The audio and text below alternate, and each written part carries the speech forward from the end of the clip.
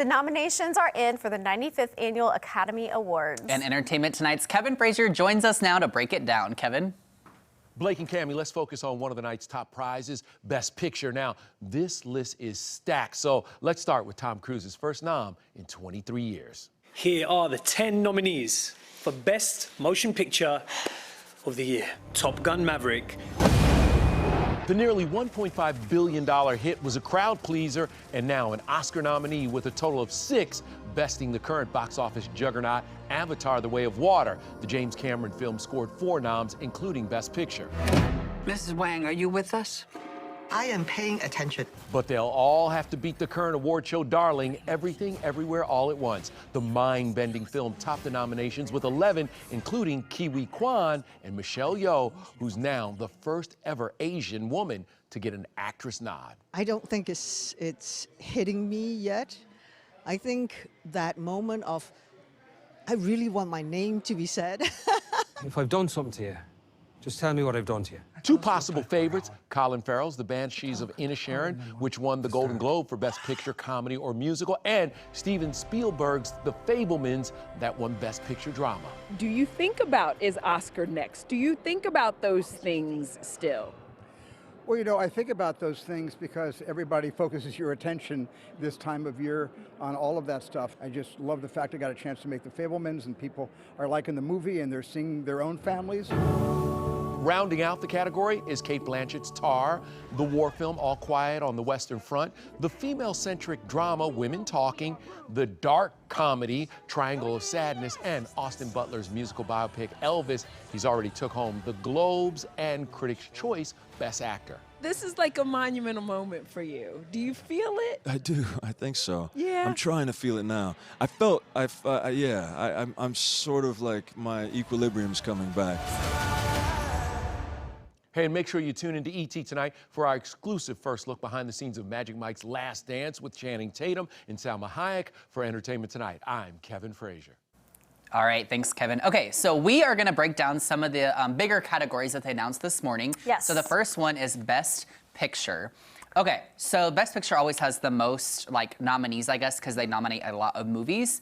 So I'll be honest, I actually don't even know some of these movies, but a lot of them I think were very noteworthy this year. So have you seen the new Avatar yet? No, I'll just say right now, the only 2 I have seen are Elvis and Top Gun. Okay, good to know. Well, Avatar was really good. Jory and I saw it a few weeks ago. I don't know if it's going to win Best Picture, but it was a really, really good movie, Well, the first one that came out was like kind of this epic thing because it was so different. So whenever this one came out, I'm like, oh, is it the same thing? Well, and I think it's a good movie, but like comparatively speaking to some of these other films Does that have a good story?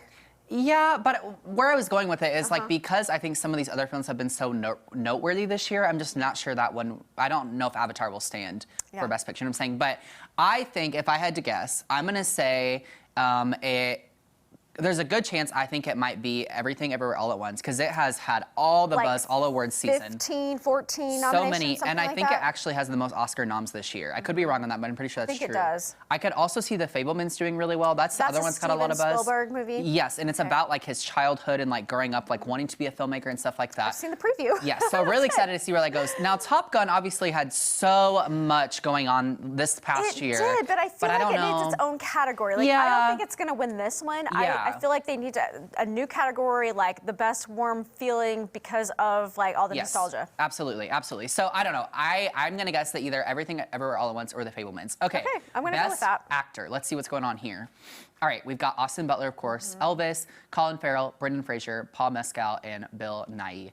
I'm surprised to see Colin Farrell even up there, but that's just my opinion. But he has been very well respected for his role in The Banshees of Inisherin. So I think though, based off the rest of the award season, I think it's either going to be Austin Butler or Brendan Fraser. But you already know who I want to win. So you want Brendan Fraser? Yeah, only for the one comeback I've seen story. Is Austin Butler. I actually didn't care for the movie, but he was incredible. Yeah, he was incredible. And if he won, I wouldn't be mad about it. But I really, really hope that Brendan Fraser gets the win. Okay, Best Actress. Best Actress. Yes. So Cate Blanchett, Ana de Armas. I don't even know what that movie is.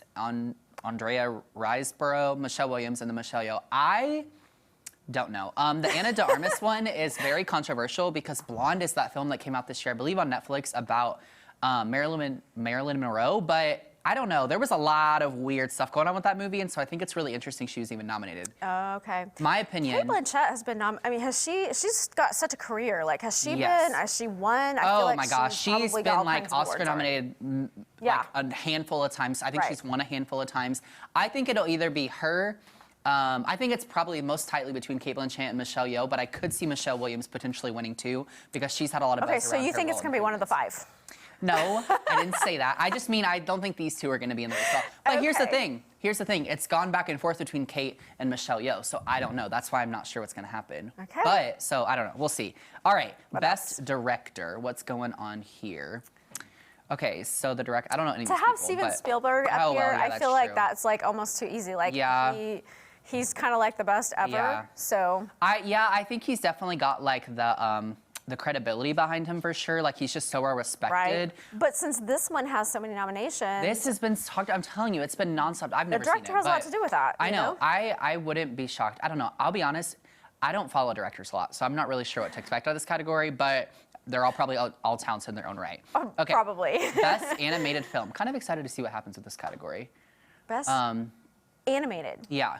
Okay. Maybe. Do we have another slide? There we go. There okay. We go. Oh. Well, the only one that I've heard so much buzz Pinocchio. about is Puss in Boots. Okay.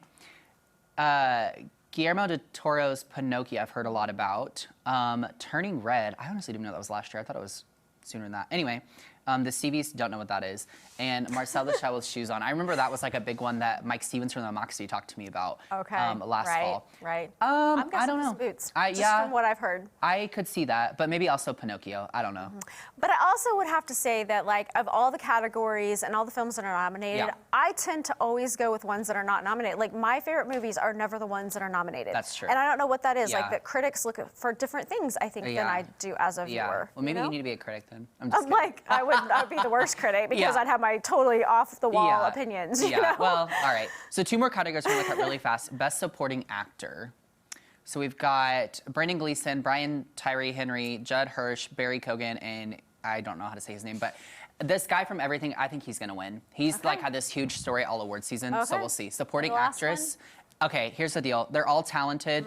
This is Jamie Lee Curtis's first ever Oscar nom, but it's going to be Angela Bassett. Put my money on it. All right, I got your money on it.